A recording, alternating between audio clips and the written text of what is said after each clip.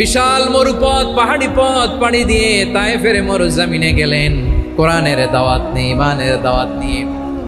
কিন্তু তায়েফের লোকেরা বিশ্বনবীর দাওয়াতকে শুধু প্রত্যাখ্যান করেই থামে নাই, তারা বিশ্বনবীর সাথে অত্যন্ত খারাপ আচরণ করেছে। বিশ্বনবীকে শারীরিকভাবে হেনস্থা করেছে, আমার নবীকে শারীরিকভাবে অত্যাচার করেছে, আমার পেয়ারা নবীর গায়ে পাথর মেরেছে, বিশ্বনবীর গা বেয়ে ঝরঝর করে রক্ত ঝরেছে, নবী জামিনের মধ্যে লুটিয়ে পড়েছেন, আবার মেরেছে, আবার নবী হাঁটতে শুরু করলেন, পেছন থেকে আবার মেরেছে, আবার নবী রক্তাক্ত হয়ে জামিনের মধ্যে লুটিয়ে পড়লেন, আবার মেরেছে।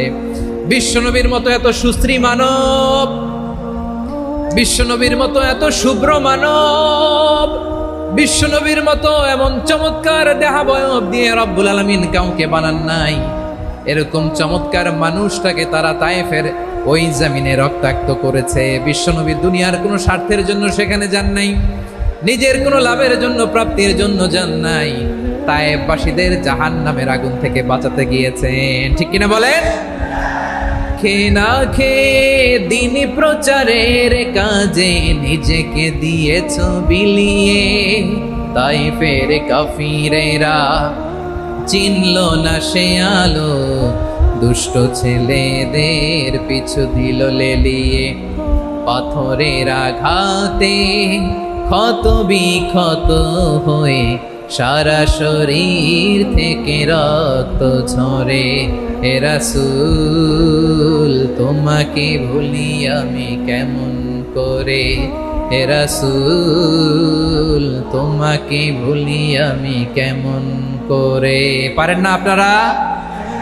ধরুন আমার সাথে, হাজার ব্যথা বেদনার পরে ফিরে আসনি তুমি আপন ঘরে, দিনের আলো তুমি ছড়িয়ে দিতে, চলে গেলে মদিনায় মক্কা ছেড়ে।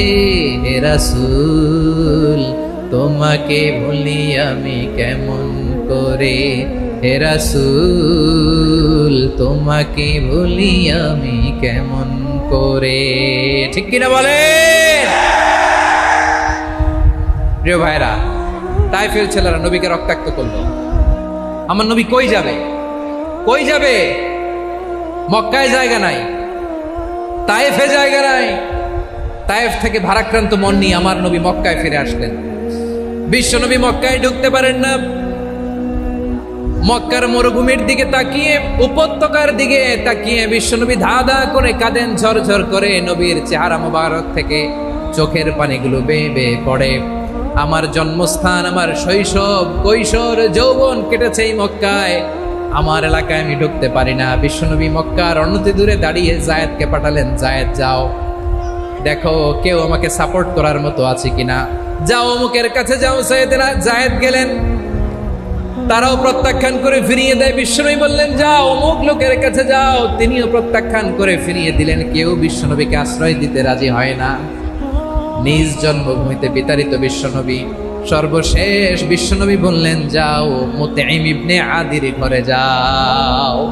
মুতঈম ইবনে আদি মুশরিক, তার কাছে যাও। গেলেন, মুতঈম ইবনে আদি রাজি হয়ে গেল। সুবহানাল্লাহ বলেন। দেখেন, অনেক বিপদের সময়ও আমি নিজে সাক্ষী, সামাজিকভাবে, রাজনৈতিকভাবে কত ঝঞ্ঝা, কত ষড়যন্ত্র, কত কনস্পাইরেসি পাড়ি দিয়ে আমাদেরকে সামনে এগিয়ে যেতে হয়। এই শত্রুদের ভেতরেও একজনকে দাঁড় করিয়ে দেয় যে আল্লাহর কোরআনের জন্য রেডি হয়ে যায়। পড়েন সুবহানাল্লাহ। মুতঈম ইবনে আদি, আল্লাহ তার মনকে নরম করে দিলেন। মুতঈম বলে, মুহাম্মদ আমি তোমাকে আশ্রয় দিব। তার দুই ছেলেকে পাঠালেন, যাও খোলা তলোয়ার নিয়ে, স্কট দিয়ে, গার্ড অফ অনার দিয়ে মুহাম্মদকে মক্কায় ঢুকাও, আর বলো আমি আমান দেব। আমান কি দিব? আমান মানে সিকিউরিটি, নিরাপত্তা। সিকিউরিটি ছাড়া, আমান দেওয়া ছাড়া কেউ থাকতে পারতো না মক্কায়। দুই ছেলে বিষ্ণু ইসা ইসলামকে নিয়ে আসলো। নবী কাবার চারদিকে তাওয়াফ করলেন, নামাজ পড়লেন। আবু জাহেল, উতবা, শাইবা, ওয়ালিদ ইবনে মুগীরা সবাই দেখে, কেউ কিছু করতে পারে না।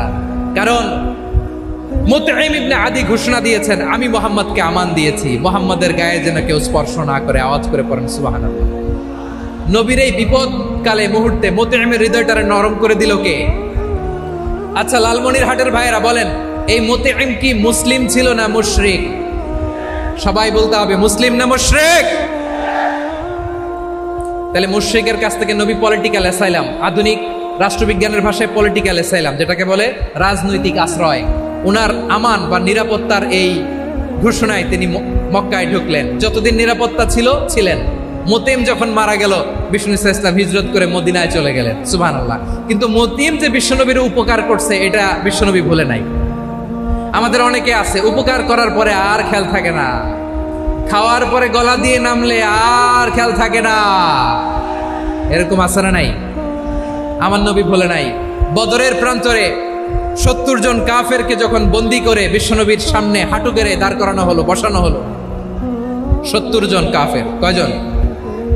বিশ্বনবী তাদের দিকে তাকিয়ে বললেন, সহিহ বুখারীর বর্ণনা, লাউ কানাল মুতঈম ইবনে আদি হাইয়ান সুম্মা কাল্লামানি হাউলাই নাতনা লা তারাকতুহুম লাহু।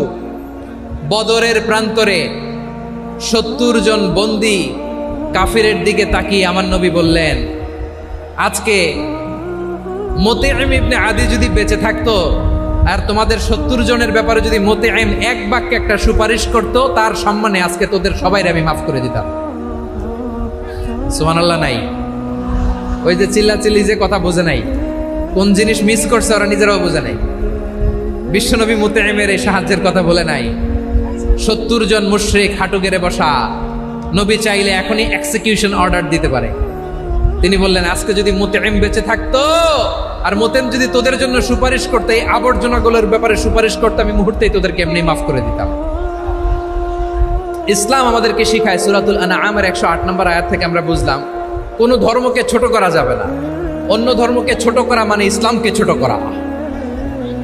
অন্য ধর্মের দেবতাকে গালি দেওয়া মানে আল্লাহকে গালি খাওয়া না। আওয়াজ করে বলেন ঠিক কি না?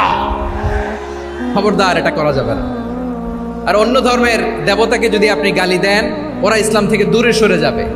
যাও ইসলামের প্রতি আকৃষ্ট হয়েছিল আর কোনোদিন ইসলামের ধারে কাছে আসবে না। আওয়াজ করে বলেন ঠিক কিনা?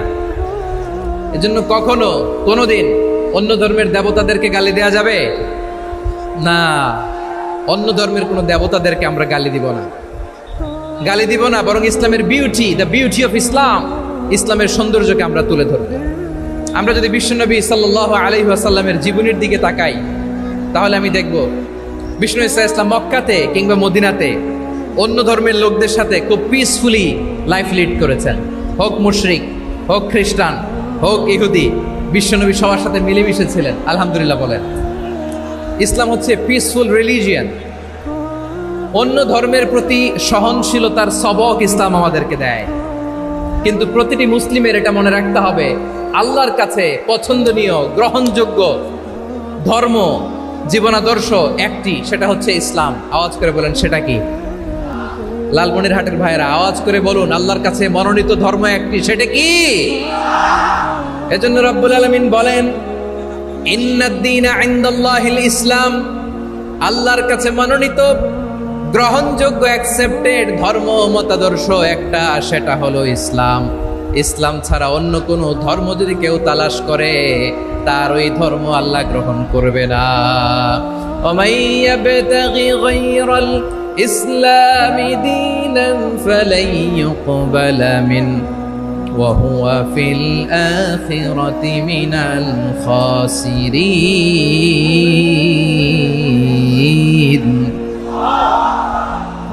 Whoever seek anything except Islam, that won't be accepted from him, and he will be loser in the day of judgment. কিয়ামতের দিন ইসলাম ছাড়া কেউ যদি অন্য কোনো ধর্ম তালাশ করেছে দুনিয়াতে, তার এই মতাদর্শ গ্রহণ করা হবে না। and he will be loser, সে হবে লুজার, ক্ষতিগ্রস্ত। হাই হাই কোম্পানির ম্যানেজার, ওর আমও শেষ, সালাও শেষ। আওয়াজ করে বলেন ঠিক কি না? এজন্য ইসলাম পেয়ে আমরা খুশি না বেজার? প্রত্যেক নামাজ শেষে আমরা আল্লাহরে বলি, আল্লাহ রাদিতু বিল্লাহি রাব্বা ওয়া বিল ইসলামি দীনা ওয়া বি মুহাম্মাদিন নাবিয়ান ওয়া রাসূলা। ও আল্লাহ, তোমারে রব হিসেবে পেয়ে আমরা খুশি। ও আল্লাহ, ইসলামকে ধর্ম হিসেবে পেয়ে আমরা খুশি। বিশ্বনবীকে আমাদের রাসূল পেয়ে আমরা খুশি। ঠিক কিনা বলেন? ইসলাম ছাড়া অন্য কোনো ধর্ম আমরা গ্রহণ করব না। ঠিক কিনা বলেন? আল্লাহর কাছে অ্যাকসেপ্টেড রিলিজিয়ান একটা, সেটা ইসলাম। তো বিশ্বনবী সাল্লাল্লাহু আলাইহি ওয়াসাল্লাম মক্কাতে কিংবা মদিনাতে খুব পিসফুলি এক্সিস্ট করেছেন, যে কোনো ধর্মের সাথে মিলেমিশে চলেছেন। তার প্রমাণ আমরা যদি রাসূল সাল্লাল্লাহু আলাইহি ওয়াসাল্লামের বায়োগ্রাফির দিকে তাকাই, তাহলে দেখব তিনি মুশরিকদের সাথে পিস ট্রিটি করেছেন, শান্তি চুক্তি, পিস ট্রিটি, পিস এগ্রিমেন্ট। আপনারা হুদাইবিয়ার সন্ধির নাম শুনেছেন? আমার লালমনিরহাটের কলিজার টুকরা ভাইয়েরা, হুদাইবিয়ার সন্ধির নাম আপনারা শুনেন নাই? ষষ্ঠ হিজরিতে বিষ্ণু ঈসা ইসলাম মুশরিকদের সাথে এই ট্রিটি করেছেন, চুক্তি। কাদের সাথে? মুশরিকদের সাথে। আমরা তো মুসলমান বসতে পারি না, আমরা দুই মুসলিম ভাই একসাথে বসে চা খেতে পারি না, গল্প করতে পারি না। বিষ্ণু ঈসা ইসলাম মুশরিকদের সাথে ট্রিটি করেছেন, হুদাইবিয়ার সন্ধি। এই সন্ধির আগে মক্কা থেকে কেউ মদিনায় যেতে পারে না, মদিনা থেকে কেউ মক্কায় যেতে পারে না। কিন্তু এই সন্ধির পরে ট্রাফিক স্বাভাবিক হয়ে গেল, মক্কার লোকেরা মদিনায় আসতে পারে, মদিনার লোকেরা মক্কায় আসতে পারে। এটাকে বলে সুলহে Hudaibiya, the peace agreement of Hudaibiya, শান্তি চুক্তি। আমরা পৃথিবীতে এখন অনেক শান্তি চুক্তির নাম শুনি, এগুলো সব the piece treaty of Hudaibiya থেকে কপি করা। আল্লাহু আকবার। তাহলে বিশ্বনবী সাল্লাল্লাহু আলাইহি সাল্লাম তিনি যে শান্তিপূর্ণ সহাবস্থানে বিশ্বাসী ছিলেন, মুসলমানেরা যে অন্য ধর্মের প্রতি সহনশীল, তার প্রমাণ হচ্ছে এই পিস ট্রিটি। বিষ্ণু ঈসা ইসলাম মদিনায় যে কি করলেন? মদিনায় যে বিষ্ণু ঈসা ইসলাম মদিনা চার্টার করলেন, মদিনা সনদ, সাহিফাতুল মদিনা, এটার বলে মদিনা চার্টার। যে ওয়েস্টে, ইউরোপে, আমেরিকাতে তারা অনেক চার্টার করে, এই সব চার্টার মদিনা চার্টার থেকে কপি করা। আওয়াজ করে পড়েন সুবহানাল্লাহ। বিষ্ণু ঈসা ইসলাম মদিনায় গেলেন, মদিনাতে মুসলিম, মুশরিক, ইহুদি, এই তিন ধর্মের লোক মিলে সব স্টেক হোল্ডার যারা আছে সবাইকে নিয়ে বিষ্ণু ঈসা ইসলাম মদিনা চার্টার করলেন, মদিনা সনদ। পড়েন সুবহানাল্লাহ। শুধু তাই নয়, মক্কাতে বিশ্বনবী পিস এগ্রিমেন্ট করলেন, শান্তি চুক্তি মুশরিকদের সাথে। মদিনাতে যে বিশ্বনবী মদিনা চার্টার করলেন, মদিনা সনদ করলেন ইহুদিদের সাথে। আবার মদিনাতে বিশ্বনবী ইহুদিদের সাথে পিস ডায়ালগ করলেন, ইন্টারফেথ ডায়ালগ করলেন, আন্তধর্মীয় সংলাপ করলেন। যেই সংলাপের মূল ভিত্তি ছিল তাওহীদ। মূল ভিত্তি ছিল কি? তাওহীদ। বিশ্বনবী ইহুদিদেরকে ডাকলেন, আহ্বান করলেন, কুল ইয়া আহলাল কিতাবি তাআলাউ ইলা কালিমাতিন সাওয়াইন বাইনানা ওয়া বাইনাকুম আল্লা না'বুদা ইল্লাল্লাহ ওয়া লা নুশরিকা বিহি শাইআন ওয়া লা ইয়াত্তাখিযা বা'দুনা বা'দান আরবাবাম মিন দুনিল্লাহ فإن تولوا فقولوا اشهدوا بأننا مسلمون। সুবহানাল্লাহ পড়েন। বিশ্বনবী মদিনার ইহুদিদের ডেকে বললেন, ও ইহুদিরা, শোনো শোনো, আসো এমন একটা আদর্শের প্রশ্নে আমরা একত্রিত হই, যে আদর্শের প্রচার তোমাদের নবীরাও করেছে, আমিও করি, যে আদর্শের কথা তোমাদের পবিত্র ধর্মগ্রন্থগুলোতে আছে, আমার কোরআনেও আছে। সেটা হলো তাওহীদ। আমরা এক আল্লাহ ছাড়া কারো ইবাদত করব না, আল্লাহর সাথে কাউরে শরীক করব না, আল্লাহ ছাড়া কাউরে রব মানব না। পড়েন সুবহানাল্লাহ। তাহলে আমার প্রিয় লালমনিরহাটের ভাইরা, মদিনাতে যে তিনি মদিনা চার্টার করলেন, মদিনা সনদ, পিস ডায়ালগ করলেন, শান্তির সংলাপ, ইন্টারফেথ ডায়ালগ করলেন, আন্তধর্মীয় সংলাপ, যার ভিত্তি ছিল তাওহীদ। সুবহানাল্লাহ পড়েন। তাহলে অন্য ধর্মের প্রতি সব সময় ইসলাম সহনশীল, টলারেন্স। যদি আপনি দেখতে চান ইসলামের নবী বিশ্ব নবীর দিকে তাকান, ঠিক কিনা বলেন? আমরা তো সংখ্যালঘুদের রাইটস প্রোটেক্ট করার জন্য কত আইন বানাই, কত বৈঠক করি, কত সংবাদ সম্মেলন করি। বিষ্ণু সাল্লাল্লাহু আলাইহি ওয়াসাল্লাম সংখ্যালঘুদের রাইটসের ব্যাপারে, অধিকারের ব্যাপারে যে কথা বলেছেন, শুনলে আপনি অবাক হয়ে যাবেন। বিশ্বনবী বলেন, আলা মান যালামা মুআহাদান আও ইনতাকাসাহু আও কাল্লাফাহু ফাওকা তাআতিহি আও কাল্লাফাহু ফাওকা তাকাতিহি আও আখাযা মিনহু শাইআন বিগাইরি তিবি নাফসিন ওয়া আনা হাজিজুহু ইয়াউমাল কিয়ামা। খবরদার, জেনে রাখো, কেউ যদি কোনো সংখ্যালঘুর উপরে অত্যাচার করে, কোনো সংখ্যালঘুর প্রাপ্য থেকে যদি কেউ কাউকে ঠকায়, সংখ্যালঘুর উপর যদি কেউ কষ্ট দেয়, কোনো সংখ্যালঘুর সম্পদ যদি কেউ জোর করে কেড়ে নেয়, আমি কিয়ামতের দিন বিশ্বনবী ওই সংখ্যালঘুর পক্ষে আর ওই মুসলমানদের বিপক্ষে বাদী হয়ে দাঁড়াবো। সুবহানাল্লাহ বলতে পারলেন না? আল্লাহু আকবার। আপনি নামাজি, আপনি মুসল্লি, আপনি হাজী সাহেব, তাহাজ্জুদ পড়তে পড়তে কপালে দাগ ফেলে দিছেন, আপনার প্রতিবেশী হিন্দু, ভাবছেন আমার তো পাওয়ার আছে, ওর জমিটা দখল করি। বিশ্বনবী বলেন কিয়ামতের দিন ওই হিন্দুর পক্ষে তোর বিরুদ্ধে আমি বাদী হয়ে দাঁড়াবো। পৃথিবীর কোন ধর্মে এরকম স্টেটমেন্ট পাবেন? পাবেন? আপনি ভাবছেন আপনি নামাজ পড়লে হাজী সাহেব কপালে দাগ ফেলাই দিলে আপনি সেলসেলায় জান্নাতে চলে যাবেন না? খবরদার। বিশ্বনবী বলেন কোন সংখ্যালঘুর উপর যদি কেউ আক্রমণ করে, তার প্রাপ্য তাকে না দিয়ে যদি তাকে ঠকায়, তার উপর জুলুম করে, তার সম্পদ যদি কেড়ে নেয়, আমি নবী, তুমি মুসলিম হইতে পারো, মুসল্লি হইতে পারো, তার পক্ষে তোমার বিপক্ষে আল্লাহর দরবারে বাদী হয়ে দাঁড়াবো। আচ্ছা লালমনিরহাটের ভাইরা, কথা বুঝতে পারলে আওয়াজ করে উত্তর দেন। বিশ্বনবী যদি কারো বিপক্ষে দাঁড়ায় কিয়ামতের দিন, আই রিপিট, আমি আবারও বলছি, বিশ্বনবী যদি কিয়ামতের দিন কারো বিপক্ষে দাঁড়ায়, ও তো সেলসেলায়া জান্নাতি, তাই না? জান্নাতি না? যে নবীর সুপারিশ ছাড়া জান্নাতের গেটও দেখা যাবে না, ওই নবী যদি বলে তোর বিপক্ষে আমি বাদী হয়ে দাঁড়াবো, ওই জান্নাতে আর ঢোকার কোনো সুযোগ আমাদের থাকবে? এখানেই শেষ না আমার প্রিয় লালমনিরহাটের ভাইয়েরা, এখানেই শেষ নয়। বিশ্বনবী বলেন মান কাতালা মুআহাদান, বুখারীর বর্ণনা, মান কাতালা মুআহাদান লাম ইয়ারাহ রাইহাতাল জান্নাহ। কেউ যদি, কোনো মুসলিম যদি অন্যায়ভাবে কোনো সংখ্যালঘুকে হত্যা করে, কোনো হিন্দুকে হত্যা করে, কোনো বৌদ্ধরে হত্যা করে, অন্যায়ভাবে কোনো মুসলিম যদি কোনো সংখ্যালঘুরে হত্যা করে, জান্নাতে যাওয়া তো দূরের কথা, ওই মুসলিম জান্নাতের ঘ্রাণও পাবে না। সেই বুখারীর বর্ণনা, মান কাতালা মুআহাদান লাম ইয়ারাহ রাইহাতাল জান্নাহ ওয়া ইন্না রিহাহা লা ইউজাদু মিন মাসিরাতি 40 আমা। যে জান্নাতের ঘ্রাণ 40 বছর দূরের রাস্তা থেকেই পাওয়া যায়। সুবহানাল্লাহ পড়েন। প্রিয় ভাইরা, এখান থেকে জান্নাতে পৌঁছতে লাগবে 40 বছর। এত দূর, কত বছর? সবাই বলেন কত বছর? এখান থেকে জান্নাতে পৌঁছতে লাগবে 40 বছর। এত দূরে থাকতেই জান্নাতের ঘ্রাণ আপনার নাকে এসে ধাক্কা মারবে। বিশ্বনবী বলেন যে ব্যক্তি কোন সংখ্যালঘুকে হত্যা করে, জান্নাতের ঘ্রাণ তো পাবেই, জান্নাতে তো ঢুকতে পারবেই না, জান্নাতের ঘ্রাণও তার নাকে লাগবে না। পড়েন নাউযুবিল্লাহ। তাহলে সংখ্যালঘুদের ব্যাপারে ইসলামে অধিকার দেয়া আছে না নাই? লালমনিরহাটের ভাইয়ের আওয়াজ করে বলেন, আমার সংখ্যালঘু হিন্দু ভাইদের রাইটস, অধিকার আমাদের ইসলামে প্রোটেক্টেড আছে না নাই? এখানেই শেষ না। বিষ্ণু ইসলাম আপনার অমুসলিম প্রতিবেশীর সাথে ভালো আচরণ করতে বলেছে। আমাদের হয় না এটা মুসলিম পাড়া, ওটা বৌদ্ধ পাড়া, হয় না? অনেক সময় হয় না এটা আমাদের মুসলিম পাড়া, ওইটা হিন্দু পাড়া, এরকম আছে না নাই? লালমনিরহাটে নাই না?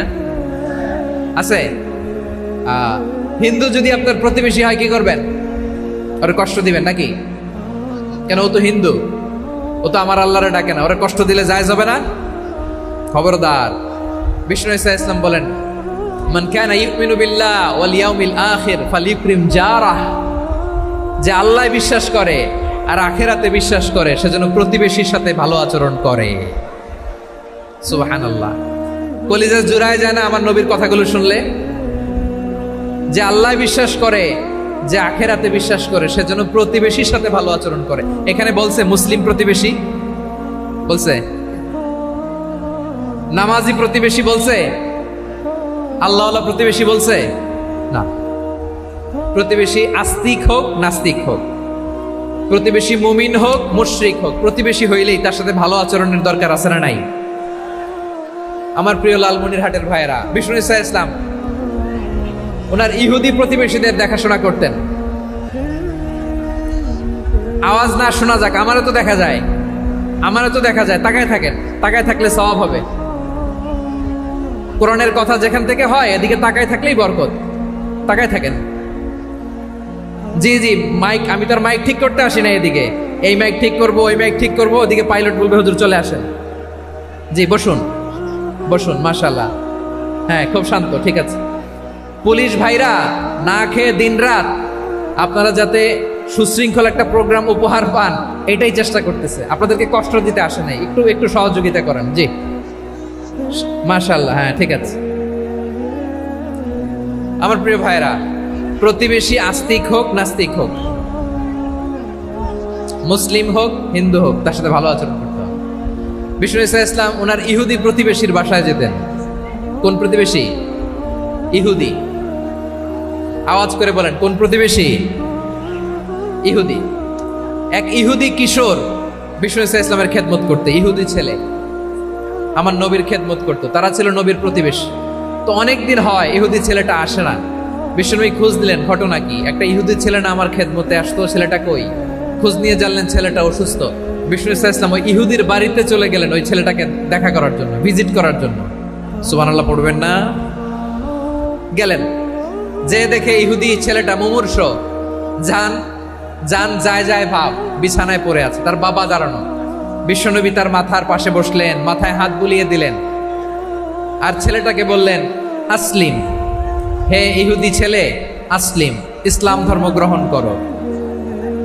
তো ছোট্ট ছেলে ভাবে আমরা ইহুদি, এখন ইসলাম ধর্ম গ্রহণ করলে আব্বা যদি বকা দেয়, ফানাযারা ইলা ওয়াজহি আবি, ছেলেটা তার বাবার চেহারার দিকে তাকালো, দেখি আব্বা কি কয়। আব্বা যদি বলে তাইলে ইসলাম ধর্ম গ্রহণ করবে। ইহুদি ছেলেটা তার বাবার দিকে যখন তাকালো, ওর বাবা বলে আতিয়া আবুল কাসিম, আবুল কাসিম যা বলে তাই করো। আবুল কাসিম হচ্ছে বিষ্ণু ইসা ইসলামের একটা কুনিয়াত, উপনাম।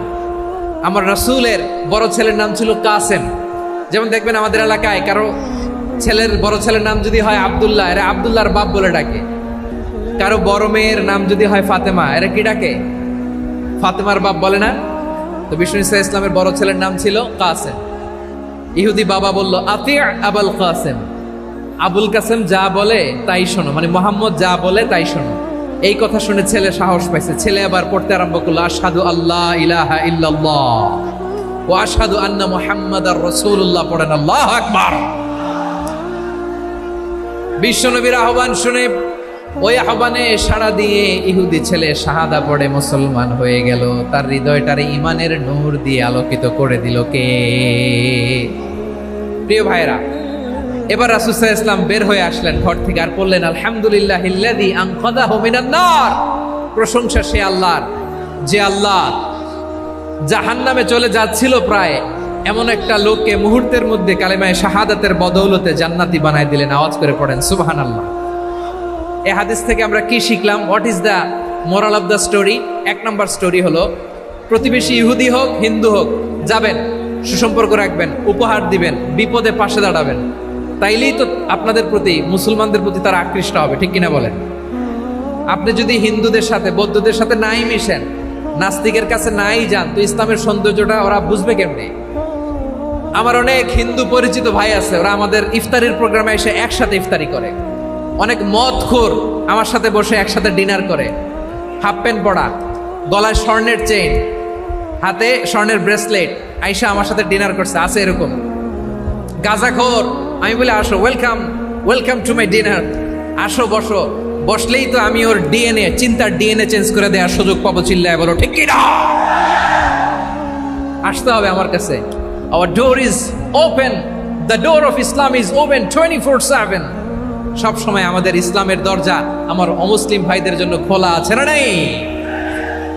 এই হাদিস থেকে দুইটা শিক্ষা। এক নম্বর শিক্ষা, প্রতিবেশী মুসলিম হোক অমুসলিম হোক, যান, অসুস্থ হইলে একটু আপেল নিয়ে যান, আঙ্গুর নিয়ে যান, কমলা নিয়ে যান, তাদের সাথে ভালো আচরণ করেন।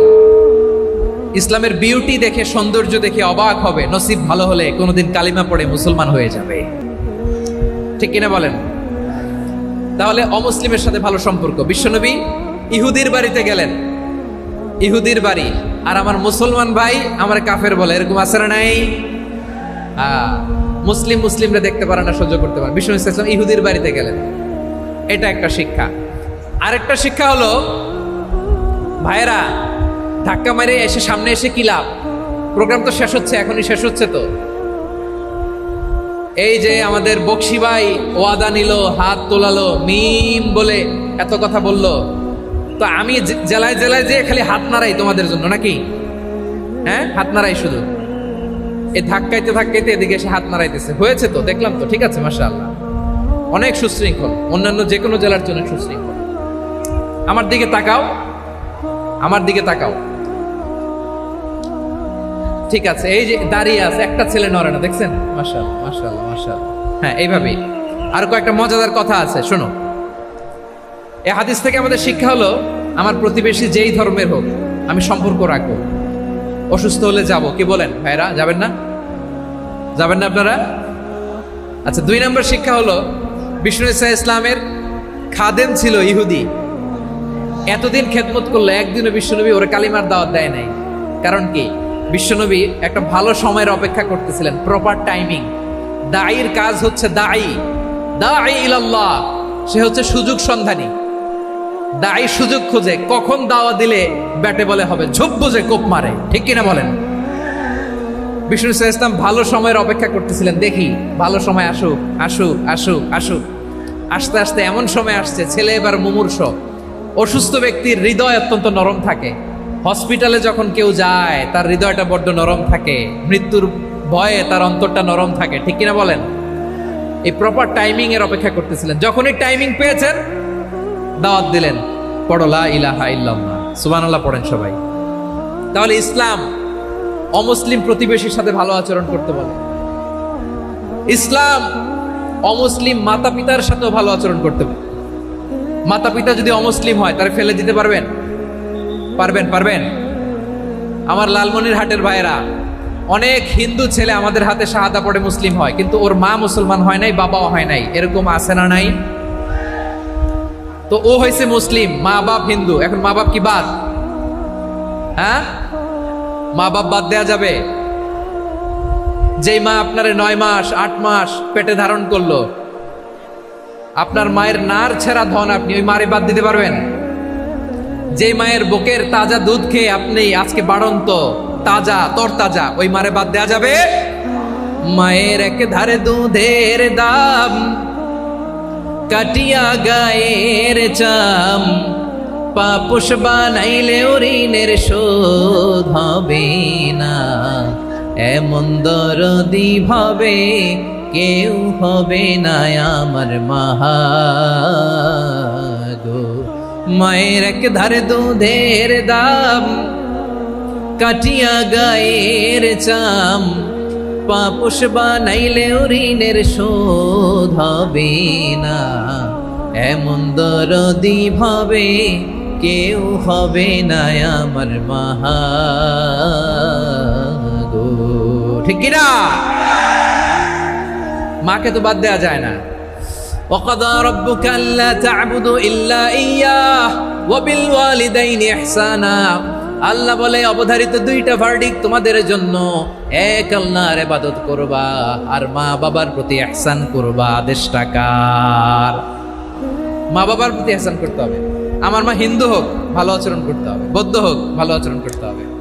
আমার যে সমস্ত হিন্দু ভাইয়েরা মুসলিম হয়েছ, তোমাদের মা বাবা এখনো মুসলমান হয় নাই, তাদের সাথে ভালো আচরণ করতে হবে। আপনাদের খেদমত নিজে করতে হবে, অথবা খেদমতের ব্যবস্থা করাই দিতে হবে। মান্থলি যে খরচ লাগে এটা দিতে হবে।